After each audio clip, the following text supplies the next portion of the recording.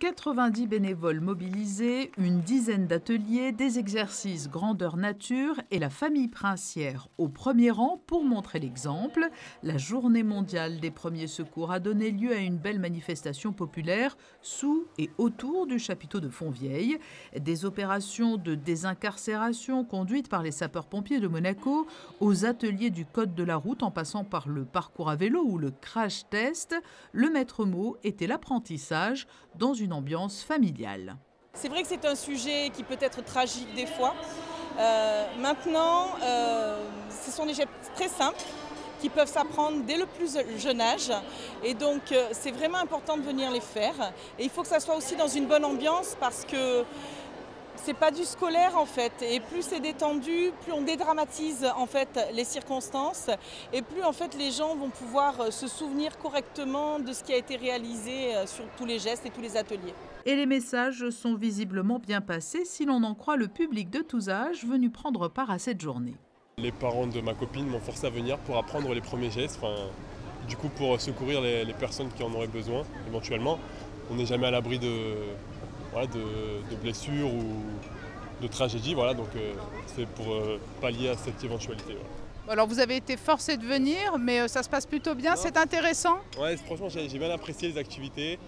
C'était un peu bon enfant, d'ailleurs il y avait beaucoup d'enfants. Tout le monde s'est bien amusé et je pense que on a appris en s'amusant.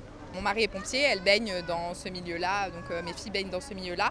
Mais c'était important pour moi qu'elles puissent découvrir aussi ce que c'est que la prévention pour les gestes de premier secours et la prévention, la sécurité routière, etc. Il y a le code de la route, il y a le permis pour le vélo et plein d'autres choses qui sont vraiment géniales. Tu trouves que c'est important de sensibiliser les jeunes au premier secours, au code de la route? Oui, c'est important parce que si nous avons un problème, ils nous ont tout expliqué et c'est vraiment bien. J'ai soigné une personne inconsciente. Alors quels sont les gestes importants à faire? Déjà, un, c'est d'appeler les secours. Et deux, c'est de le tourner vers le côté.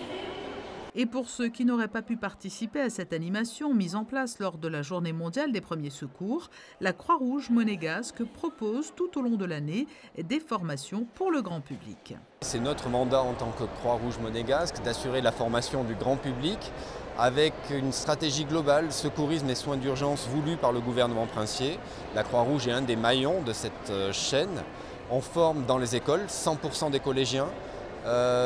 On développe un centre de formation ouvert aux entreprises.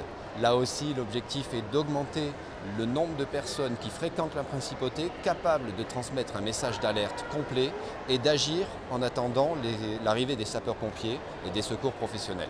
Une telle journée de sensibilisation n'avait plus été organisée depuis le début des années 2000. Face au succès rencontré cette année, cette opération pourrait être renouvelée dans un futur proche.